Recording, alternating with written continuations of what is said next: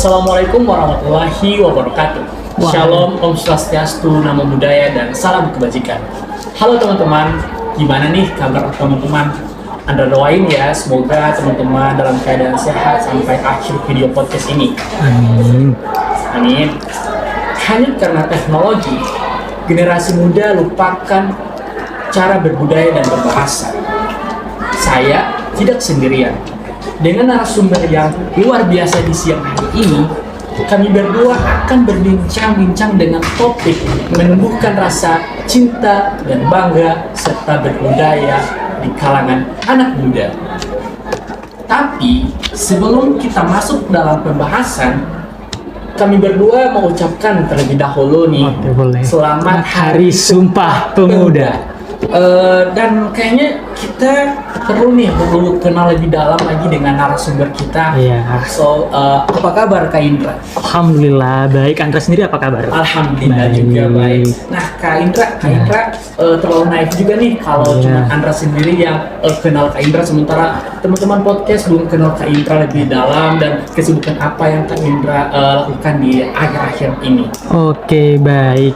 Jadi halo teman-teman semuanya, perkenalkan nama saya Muhammad Hefsi Syarindra Ina. Teman-teman bisa panggil saya Hefsi atau Indra, jadi senyamannya teman-teman saja. Sekarang saya kesibukannya itu kuliah di Universitas Negeri Gorontalo, jurusan Kesehatan Masyarakat semester 3, dan juga sekarang saya sedang memegang jabatan sebagai Duta Genre Putra Provinsi Gorontalo tahun 2023. Oke. Nah, Kak Indra kan tadi sudah mengatakan bahwa Kak Indra ini adalah seorang mahasiswa, dan Kak Indra juga menjabat sebagai seorang duta. Nah, dengan demikian Kak Indra juga memiliki banyak kesibukan ya di ketika Kak Indra bersosialisasi di dalam mahasiswa ataupun di dalam organisasi Duta Genre ini. Nah, apa aja sih kesibukan yang Kak Indra bulati di akhir-akhir ini? Oke, jadi sekarang ini Kak Indra tergabung di 2 organisasi dalam kampus dan 2 organisasi di luar kampus. Nah, kalau organisasi dalam kampus ini ada Himpunan Mahasiswa Jurusan Kesehatan Masyarakat. Kak Indra masuk salah satu anggota di hima tersebut. Kemudian juga Kak Indra tergabung dalam Senat Mahasiswa Kesehatan Masyarakat Indonesia di wilayah 4, yaitu Provinsi Gorontalo. Kemudian untuk di luar kampus sendiri, Kak Indra tergabung di Forum Genre Indonesia Gorontalo dan juga di Generasi Baru Indonesia atau GENBI Bank Indonesia. Jadi sekarang ini Kak Indra sedang membagi waktu antara kuliah dan juga organisasi yang ada di luar kuliah. Jadi menurut Kak Indra, belajar itu tidak hanya di dalam kampus saja, tetapi berbagai macam ilmu bisa kita dapatkan juga di luar kampus. Jadi tempat itu tidak membatasi kita untuk mendapatkan ilmu. Kita bisa mendapatkan ilmu itu di mana saja. Oke. Wah, keren banget nih. Nah, teman-teman, kita udah saling kenal dengan narasumber yang keren ini, dan selanjutnya kita bakal masuk ke dalam sesi pertanyaan nih, Kak Indra. Oke, boleh. Nah, seperti yang kita tahu, zaman berubah dan kehidupan kita pun mulai berkembang seiring berjalannya waktu. Nah, dalam salah satunya adalah cara berbicara dan berbudaya kita di dalam kehidupan sehari-hari. Benar banget, benar. Ya, oke, mau langsung jawab aja nih. Nah, iya kan. Apalagi kan sekarang kan banyak anak-anak muda yang khususnya di perkotaan menggunakan bahasa gaul dan bahasa asing dalam pergaulan sehari-hari. Iya, benar. Menurut Kak Indra sendiri, kejadian seperti ini bagaimana sih, Kak? Oke, kita yang pertama dulu ya. Iya. Nah, yang pertama ini sekarang kita sudah dapat lihat langsung ya. Banyak sekali anak-anak muda Indonesia itu yang sudah pada pintar-pintar untuk berbicara, pintar-pintar untuk menyuarakan pendapatnya, untuk berbicara di depan umum. Jadi sudah sangat luar biasa perkembangan berbahasa yang ada di Indonesia, terutama pada anak-anak muda sekarang. Dan juga tidak menutup kemungkinan masih banyak anak-anak yang masih takut-takut untuk berbicara di depan umum, masih takut-takut untuk menyuarakan pendapatnya. Tetapi dari situ kita bisa membantu mereka untuk bisa lebih bagaimana cara mereka untuk bisa menyuarakan pendapatnya mereka. Nah, juga kalau berbicara tentang kebahasaan di Indonesia ini, saya lihat ya, kalau misalnya sekarang banyak sekali kosakata bahasa asing itu sudah masuk di Indonesia. Banyak sekali slang-slang bahasa gaul yang sudah digunakan oleh anak-anak muda. Contoh-contohnya ini sudah banyak ya, seperti macam FOMO. Pasti Andra pernah mendengar istilah itu. Kemudian ada toxic, kemudian ada macam-macam lah seperti self diagnose, dan itu sudah kalau dari Kak Indra sendiri itu baru Kak Indra dengar. Jadi kayak wow, luar biasa ya perkembangan anak-anak muda di Indonesia sekarang ini. Mereka sudah bisa menyerap bahasa asing, tetapi diharapkan mereka tidak melupakan bahasa mereka sendiri, terutama bahasa daerah nih Andra. Oke. Jadi kita boleh belajar bahasa asing, tapi jangan pernah lupakan bahasa ibu kita, yaitu bahasa Indonesia dan juga bahasa daerah kita tercinta. Nah, Kak Indra, tadi kan Kak Indra sempat menyinggung nih tentang berbahasa di kalangan muda gitu. Iya. Nah, ini bahasa asing ini menyebar luas di kalangan muda. Tentunya itu tidak terpengaruhi dengan lingkungan sekitar. Iya. Nah, apakah lingkungan sekitar ini menjadi pengaruh terhadap bahasa yang dipakai oleh pemuda di dalam kehidupan sehari-hari? Oh, sangat berpengaruh. Jadi sedikit cerita ya Andra. Iya. Kak Indra adalah salah satu anak yang besar dan lahir di kampung. Oke. Kemudian Kak Indra saat kuliah itu merantau ke kota. Pada awalnya itu Kak Indra mulai beradaptasi dengan lingkungan yang ada di perkotaan, terutama tentang cara berbicara. Mengingat kalau di kampung itu bahasa Indonesia kita campur dengan bahasa daerah. Oke. Sedangkan kalau di kota ini bahasa Indonesia mereka campur dengan bahasa asing. Oh, bahasa Nah, asing. jadi saat mereka berbicara dengan Kak Indra, ada terdapat kata-kata yang Kak Indra, aduh apa ini? Baru dengar nih, kayak aduh apa ini yang mereka katakan. Terus Kak Indra tanya, apa sih itu? Kalau mereka menjelaskan kepada Kak Indra, oh ternyata begini. Kemudian ketika Kak Indra berbicara kepada mereka, mereka juga bertanya kepada Kak Indra, apa sih yang Kak Indra katakan? Karena Kak Indra itu biasanya mengatakan berbicara dengan teman-teman itu campur antara bahasa Indonesia dengan bahasa daerah. Dan juga di lingkungan di kampungnya Kak Indra itu ada tidak hanya Gorontalo, tetapi ada juga orang-orang Jawa. Jadi kita berteman di situ dan alhamdulillah Kak Indra juga bisa menyerap bahasa Jawa dan sedikit-sedikit juga bisa bahasa Jawa.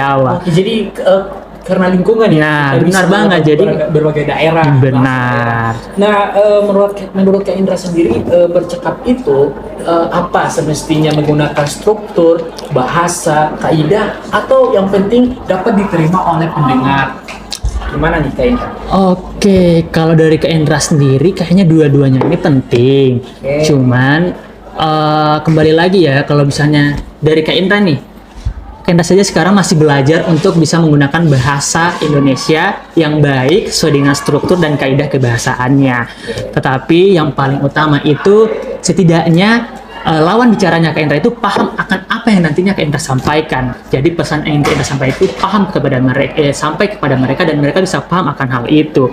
Dan tidak menutup kemungkinan juga untuk kita bisa memperbaiki kaidah struktur kebahasaan kita ketika berbicara. Dan kita juga bisa melihat tempat nih di mana kita berada. Kalau misalnya kita berada di lingkungan yang formal, tentu kita mesti berbicara menggunakan kaidah bahasa yang sesuai dengan struktur dan juga kita tidak bisa berbicara sembarangan. Tentu benar begitu kan Andra? Benar. Nah, juga kalau misalnya kita bareng teman-teman, pasti kayaknya kalau udah sesuai dengan kaidah struktur kebahasaan itu nanti kita akan bukan juga sulit, cuman mungkin akan teman-teman itu lama mungkin mencernanya. Jadi kalau misalnya kita menggunakan bahasa yang baik saja, yang baik dan benar saja, tapi pesan yang ingin kita sampaikan itu bisa tersampaikan kepada teman kita dan juga mereka bisa paham dan mengerti apa yang kita sampaikan. Oke, jadi tadi terkait dengan kebahasan yang baik itu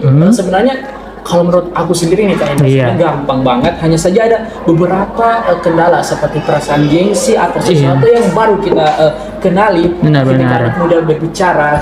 Contohnya kita menggunakan aku, kamu, dan dia. Oke.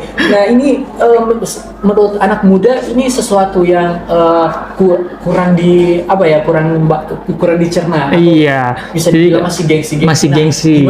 Gimana sih Kak Indra, pendapat Kak Indra supaya anak muda ini menghindari atau tidak lagi merasakan yang namanya gengsi ini? Oke. Jadi Kak Indra cerita lagi nih. Baik. Kan Kak Indra banyak cerita nih, seru banget. Kak Indra kan udah 3 semester lah di kuliah di kota. Dan saat Kak Indra mau balik ke kampung itu, pasti ada sedikit-sedikit serapan yang sudah Kak Indra dapatkan di kota ini, yang kemudian Kak Indra terapkan di kampung bersama teman-teman yang ada di kampung. Macam kalau di kota itu Kak Indra dengan beberapa teman itu menggunakan kata aku, kamu. Namun ketika Kak Indra pulang ke rumah, menggunakan kosakata itu aku, kamu, kalau kata mereka tuh ih apa sih? Iya, itu Kayak maksud kayak kalau misalnya mereka bilang tuh ih balogat, kayak, ih balogat. Oke, balogat. Jadi kayak ketika kita menggunakan itu di kampung, kayak aduh kayaknya kurang diterima deh. Padahal ya aku, kamu, kita, ngana, watia itu jadi kayak itu bahasa yang sudah ada dan juga tidak perlu gengsi untuk menggunakannya karena itu bahasa yang baik, bahasa yang benar. Cuman mungkin kita bisa menyesuaikannya sesuai dengan lawan bicara kita. Seperti itu, Andra. Nah, menurut Kak Indra juga nih, kan banyak sekali nih istilah-istilah gaul, istilah asing yang ada di Indonesia ini. Itu menurut Kak Indra pengaruh apa aja sih yang membuat bahasa Indonesia ini mulai memudar atau menjadi hambatan bagi pemuda ini untuk memahami lebih lanjut bahasa Indonesia yang baik dan benar? Oke, benar banget. Tadi juga Kak Indra sudah bilang di awal itu sudah banyak anak-anak muda yang menyerap bahasa asing di dalam keseharian mereka. Contohnya ini kayak kalau Kak Indra bicara sama mereka remaja-remaja SMA ini, mereka itu ada satu kata yang mereka bilang basically, literally. Jadi kayak wow, bahasa asing apa ini? Kayak Kak Indra cari tahu lagi, oh ternyata artinya ini. Tapi banyak juga dari mereka yang sudah setengah bahasa Indonesia, setengah lagi bahasa asing. Nah, benar banget. Jadi sedikit cerita nih. Iya. Ini Kak Indra. Jadi teman-teman Anda juga nih kebanyakan mereka menggunakan bahasa itu campur kan? Kita kayak aduh, ini kayak apakah benar? Iya. Jadi contoh. Sejujurnya. Iya. Itu diganti jadi jujurli. Benar banget itu, jujurli. Jadi simple tapi dia dapat kena apa yang dimaksud. Tapi itu menurut Anda sesuatu yang bisa dibilang kurang baik. Kenapa demikian? Karena kalau kita terbiasa menggunakan bahasa-bahasa seperti itu, nantinya kita ketika berada di tempat-tempat umum atau di tempat kerja mungkin, jadi kita bakalan terasingkan ya, sulit untuk beradaptasi, sulit untuk bersosialisasi di kalangan-kalangan masyarakat. Jadi menurut aku sih Kak Indra, boleh banget kita mau berbahasa asing, tapi kita juga tidak melupakan bahasa-bahasa daerah kita, terutama bahasa Indonesia nih, dimana bahkan negara lain pun sudah membuka kurikulum bahasa Indonesia. Benar banget. Nah, Kak Cis, tadi kan kita udah masuk ke bahasa nih. Sekarang kita mau masuk ke berbudaya. Oke. Nah, definisi berbudaya menurut Kak Indra sendiri gimana sih? Oke, kalau dari Kak Indra sendiri, berbudaya itu kita paham, bangga, dan juga cinta akan budaya budaya daerah kita. Nah, sekarang kita kan tinggal di Gorontalo nih, Andra. Jadi kita harus bangga berbahasa Gorontalo, harus cinta menggunakan pakaian-pakaian khas Gorontalo, lalu harus paham apa saja adat istiadat yang ada di provinsi Gorontalo. Seperti itu, Andra. Jadi pendapat Kak Indra ini juga mendukung salah satu program di Kementerian Pendidikan. Di mana kurikulum sekarang nih, kurikulum Merdeka juga mendukung tentang mempelajari kearifan lokal nih, Kak Indra. Jadi menurut aku nih, kita sebagai pemuda harus banget, harus bangga untuk mengetahui apa yang ada di dalam daerah kita. Karena kita sejak dari lahir kita di sini, masa kita nggak tahu sih apa yang spesial di daerah kita sendiri. Nah, menurut Kak Indra, pemuda yang open minded ini seperti apa sih? Disclaimer juga Kak Indra, karena open minded ini kan kita sebagai pemuda seharusnya bisa menerima menerima perspektif yang ada, karena Indonesia juga merupakan negara yang berbagai macam keberagaman budaya, suku dan bahasa, makanya kita harus memiliki yang namanya open minded. Menurut Kak Indra gimana sih? Oke, kalau dari Kak Indra sendiri, pemuda yang open minded itu keren. Asalkan open mindednya itu dalam hal yang positif. Jadi ketika mereka berpikiran terbuka untuk bisa menerima kebudayaan-kebudayaan yang ada di daerah lain, itu luar biasa karena kita Indonesia. Kita memiliki banyak sekali ragam suku, budaya, bahasa, dan adat istiadat yang berbeda di setiap daerahnya. Jadi sangat penting untuk kita mempelajari semua itu. Begitu kan Andra? Karena kalau misalnya kita cuma belajar budaya daerah kita sendiri, kurang afdol nih, karena Indonesia kan negara yang memiliki ragam budaya, adat istiadat, bahasa, jadi rugi banget kalau misalnya kita nggak belajar bahasa daerah lain, kita nggak belajar adat istiadat daerah lain. Jadi kita bisa memperkaya informasi tentang Indonesia di dalam diri kita, kemudian kita dapat memberikan edukasi nih kepada teman-teman kita tentang keberagaman budaya yang ada di Indonesia, dan juga kita bisa menduniakan kebudayaan Indonesia tersebut di luaran sana, karena kebudayaan Indonesia ini juga memiliki potensi yang luar biasa untuk bisa go internasional, dan juga Indonesia ini menurut Kak Indra adalah salah satu negara yang beruntung ya, karena karena Indonesia ini diberkahi dengan geografisnya yang luar biasa,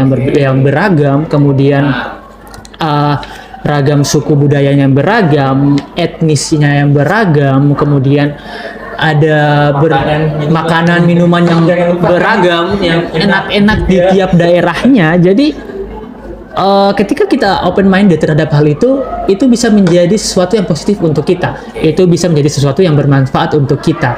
Asalkan sekali lagi Kak Indra tekankan untuk selalu open minded terhadap hal-hal yang positif. Oke, nah tadi kan Kak Indra sudah menyinggung deh tentang kancah potensi budaya Indonesia, kancah dunia. Nah, apa sih peluang budaya Indonesia ini di kancah dunia, seperti mungkin di dalam perdagangan mungkin, atau di dalam pendidikan, bagaimana Kak Indra? Nah, jadi semacam yang Andra bilang tadi, Indonesia juga memiliki beragam sekali macam makanan, kemudian ada minuman, dan Indonesia juga memiliki barang-barang yang tidak ada di negara lain, dan juga itu menjadi sebuah warisan budaya ya di Indonesia. Contohnya itu kalau di Gorontalo kita memiliki yang namanya karawo. Nah, karawo ini tidak ada di daerah manapun kecuali di Gorontalo. Benar tidak? Nah, jadi karawo ini dapat kita manfaatkan, kita ekspor ke luar negeri, kemudian ini bisa menjadi sebuah tambahan untuk negara kita, dan juga kita bisa memperkenalkan budaya Gorontalo di luaran sana. Tidak hanya produk ataupun kerajinan, tetapi Indonesia juga dapat memperkenalkan dirinya, jati diri bangsa itu melalui generasi-generasi pemuda yang ada di Indonesia. Banyak sekali anak-anak Indonesia sekarang yang sudah berprestasi di kancah internasional, dan juga banyak anak-anak muda sekarang yang dapat beasiswa sampai ke Jepang, ke Amerika, ke Inggris. Itu mereka belajar di sana, mereka menyerap ilmu yang ada di sana, lalu mereka kembali ke Indonesia untuk menerapkan dan mengimplementasikan ilmu tersebut. Dan di luaran sana mereka juga memiliki tugas untuk menyampaikan dan juga memperkenalkan kepada dunia tentang seberapa indah Indonesia ini. Dan juga Indonesia ini bisa dikenalkan juga menggunakan atau memanfaatkan digitalisasi informasi yang ada saat ini. Jadi rugi sekali kalau misalnya kita tidak memperkenalkan Indonesia ini kepada dunia melalui sosmed kita.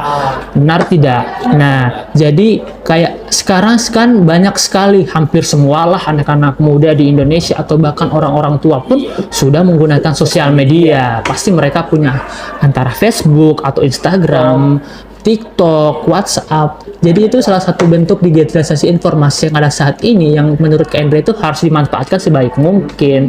Jadi tempat Jadi sharing session, benar. informasi teman-teman. Benar banget. Jadi sosmed kita ini jangan cuma kita gunakan untuk upload foto kita, untuk Iya. upload Kepribadian. kepribadian kita, atau quotes-quotes galau, atau Iya, story-story benar. yang Iya. kayaknya tidak perlu di story. Jadi lebih baik nih untuk teman-teman Iya. semuanya kita memperkenalkan Indonesia ini menggunakan sosial media kita, memanfaatkan akun Instagram kita yang sudah memiliki banyak ribuan pengikut di sana. Jadi rugi sekali nih kalau misalnya kita sebagai anak muda Indonesia yang sudah diberkahi dengan alam dan budaya serta adat istiadat yang beragam di negara kita, tetapi kita tidak memperkenalkannya kepada dunia. Kita bakal rugi ya. Rugi sih. Oke, Kak Indra. Nah, tadi kan Kak Indra sudah menyinggung nih sosial media. Nah. Aku bakal kasih contoh nih. Oke. Contohnya gini, ada anak muda. Ya. Dia menggunakan sosial media TikTok. Oke. Nah, kemudian dari TikTok itu dia mencoba untuk memperkenalkan budaya di daerahnya sendiri, seperti dia menggunakan baju adat dari dari daerahnya, kemudian dia memakan makanan dari makanan khas daerahnya. Apakah itu menjadi salah satu contoh di mana berbudaya di Indonesia itu menjadi kancah dunia? Benar banget. Itu menjadi salah satu contoh seorang anak muda untuk mempromosikan budaya-budaya yang ada di Indonesia.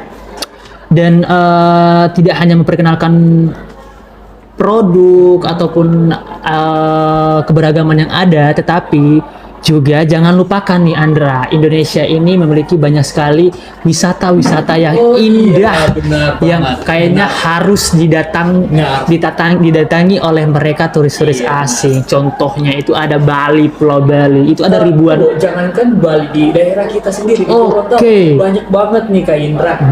Dengan wisata alamnya Iya. sangat luar biasa, meluluhkan hati. Benar jiwa banget. kita, ya. Iya. Jangan. Gimana Kak Indra? Oke, benar banget kata Andra tadi. Jangan jauh-jauh dulu kita ke Bali. Iya. Kita lihat dulu Kita ke Bali wisata. harus budget Nah, banget sih. kita lihat dulu di Gorontalo ada itu namanya wisata hiu paus di Bone.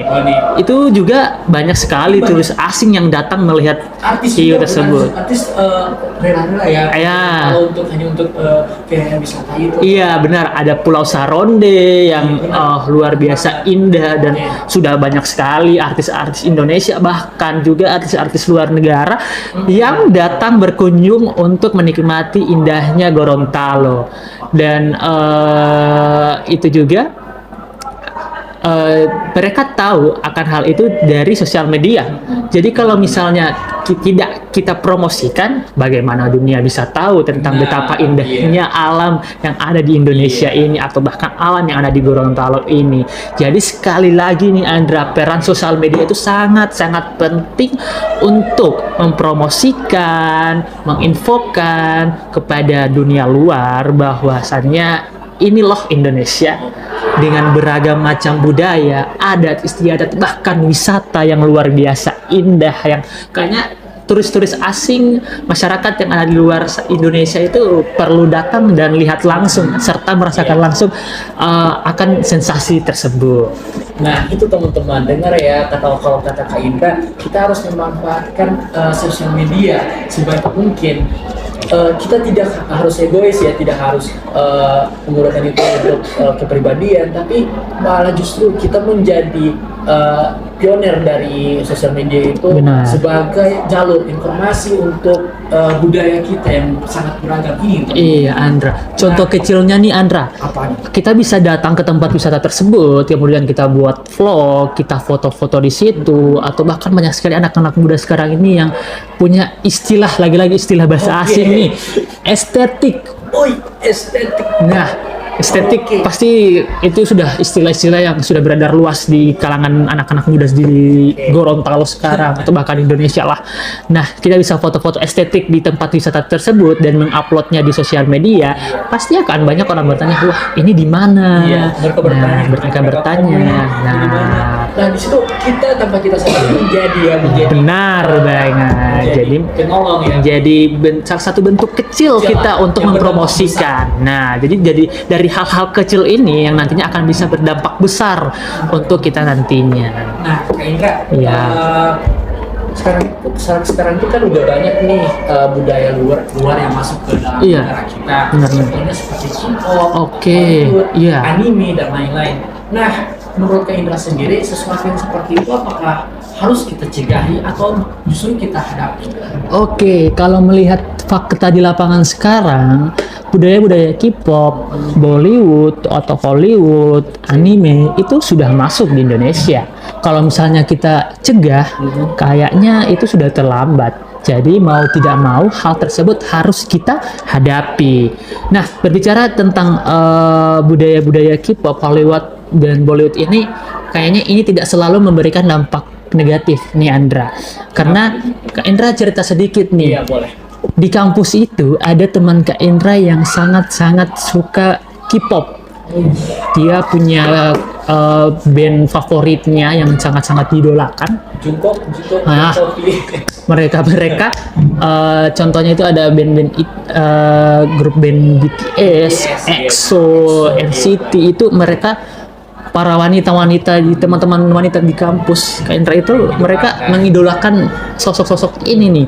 Tapi di sisi lain mereka juga memiliki prestasi yang luar biasa di kampus. Jadi setelah Kak Indra lihat, kayaknya K-pop ini tidak menghalangi mereka untuk berprestasi. Bahkan K-pop ini bisa menjadi motivasi serta inspirasi mereka untuk terus berprestasi. Jadi setelah dilihat kembali, kayaknya kita jangan selalu melihat sesuatu itu dengan sisi yang negatif. Coba kita lihat dengan sisi yang positif. Pasti ada baiknya di dalam itu. Mungkin yang Kak Indra tidak tahu, yang Kak Indra tidak bisa dapatkan di situ, tetapi mereka bisa mendapatkan motivasi dan inspirasinya di dalam situ. Jadi setiap motivasi dan inspirasi orang itu kan berbeda-beda. Iya. Mungkin mereka bisa mendapatkannya dari K-pop, Hollywood, Bollywood itu mereka dapatkan di situ dan itu justru bermanfaat untuk mereka. Sedangkan kalau misalnya kita mendapatkan dari dunia-dunia lain kan itu kan berbeda tiap orangnya. Tapi sekali lagi semoga dengan masuknya K-pop, Bollywood, Hollywood yang ada di Indonesia ini tidak memudarkan rasa nasionalisme kita untuk tetap mencintai, bangga dan juga paham akan Indonesia, paham akan berbahasa dan berbudaya Indonesia. Jadi itu teman-teman. Jadi kalau menurut Kak Indra hal-hal seperti itu jangan kita beranggapan ke hal yang negatif ya Kak Indra. Iya. Justru kita hadapi itu seperti kata pepatah Kak Indra. Iya. Ambil baiknya, buang buruknya, teman-teman. Benar banget. Nah, kemudian Kak Indra, sekarang kan banyak banget nih orang yang berbudaya itu atau bisa dibilang ini lagi-lagi kita pakai istilah nih. Oke. Outfit. Iya, OTD.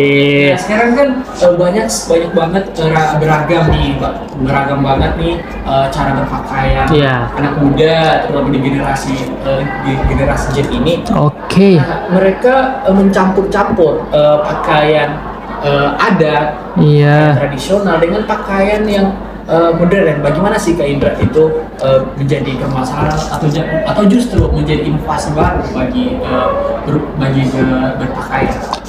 Kalau dari Kak Indra sendiri, di Indonesia itu ada yang namanya batik. Oke. Nah, batik itu sudah go internasional dan batik ini seringkali didesain dengan desain-desain yang beragam dan juga dengan bentuk-bentuk yang Iya. inovatif ya oleh para desainer yang ada di luar sana, dan itu sudah mereka tampilkan di kancah internasional. Jadi menurut Kak Indra ada beberapa pakaian-pakaian yang Indonesia punya itu yang bisa diinovasikan seperti batik, ataupun ada juga di Gorontalo Kerawang itu bisa diinovasikan juga. Tetapi ada juga beberapa pakaian-pakaian yang tidak bisa kita ubah-ubah nih. Seperti apa nih? Seperti pakaian adat. Oke. Jadi pakaian adat itu kayaknya tidak sembarangan ya untuk bisa menginovasikannya, karena di dalam pakaian adat itu pasti memiliki arti dan filosofinya tersendiri. Jadi tidak mudah untuk kita menginovasikan pakaian-pakaian adat, tetapi kita bisa menginovasikan pakaian-pakaian khas Indonesia lainnya seperti batik ataupun karawo yang ada di Provinsi Gorontalo seperti itu, Andra. Nah, jadi teman-teman kita bisa ya berinovasi, melakukan apa ya, OTT Iya. baru, tapi ada beberapa pakaian yang tidak bisa kita ubah ya. Seperti contoh pakaian adat daerah. Nah, kalau yang bisa kita ubah itu kayaknya seperti batik. Nah, pakaian khas nasional lah. Nasional aja. Nah, teman-teman. Oke, Kak Indra, nah sekarang kita masuk ke pertanyaan terakhir nih. Oke. Nah, Kak Indra, apa aja sih peran pemuda dalam menjaga budaya dan bahasa? Oke, kalau dari Kak Indra sendiri nih, sebagai pemuda kita harus berani untuk bisa menggunakan bahasa, memperkenalkan budaya, dan bangga akan hal itu. Karena itu semua dimulai dari diri sendiri dulu. Sebelum kita mengajak orang lain, alangkah baiknya kita mulai dari diri sendiri. Kita ajak dulu diri sendiri untuk bisa berbangga, kemudian menggunakan bahasa dan juga memperkenalkan budaya. Nanti setelah kita sudah mulai mengajak diri sendiri, memperkaya diri sendiri dengan informasi, setelah itu kita bisa memberikan edukasi dan mengajak teman-teman semua untuk bisa berbangga, berbudaya bahasa Indonesia. Kemudian kita bisa melakukan aksi-aksi kecil yang nantinya akan berdampak besar untuk bahasa dan budaya Indonesia. Dan juga selanjutnya Kak Indra rasa kita perlu berkolaborasi antara teman-teman kita ataupun berkolaborasi dengan orang-orang luar juga ya, penting juga dengan orang-orang luar karena budaya Indonesia ini perlu untuk kita go internasionalkan. Jadi tidak hanya nasional, tapi juga kita perlu go internasional. Jadi itu sih dari Kak Indra. Wah, seru banget ya pembahasan kita ini. Tak terasa kita sudah di penghujung perbincangan. Dan saya dapat menyimpulkan dari perbincangan tadi bahwasannya Kak Indra mengajak kita sebagai pemuda untuk cinta, berbangga dan berbudaya bahasa dan bahasa di kalangan muda. Serta kita juga harus memiliki yang namanya open minded. Yaitu kita tidak bisa melihat sesuatu itu dari sudut pandang kita sendiri, tapi kita harus menerima ya, menghargai sudut pandang yang lain. Karena Indonesia sendiri memiliki banyak keberagaman dan budaya yang ada di dalamnya, maka dari itu kita harus mentoleransi budaya satu sama lain. Dan kita juga harus melakukan dampak kecil yang akan nantinya akan berdampak besar, seperti kita ketika pergi wisata, kita harus ketika kita mengabaikan foto di situ, kita upload di sosial media kita dan kita posting di situ, kemudian ada orang-orang yang ingin tahu mereka, kemudian mereka tanya ke kita dan kita memberikan lokasinya, dan itu menjadi dampak kecil yang berbuah besar di budaya ini, lestari budaya ini. Kemudian Kak Indra terakhir juga menyampaikan peran pemuda ini dalam berbahasa dan berbudaya juga itu sangat penting, teman-teman, dimana kita tidak harus melakukan itu dari diri sendiri dulu ya. Benar, terutama diri sendiri. Kemudian kalau kita sudah bisa mengimplementasikan itu ke dalam diri kita sendiri, maka alangkah baiknya kita mencoba untuk berbaur dengan orang lain. Seperti itu, teman-teman. Kemudian Andra nih berbicara tentang open minded tadi juga, Kak Indra punya tips nih untuk anak-anak muda di luaran sana.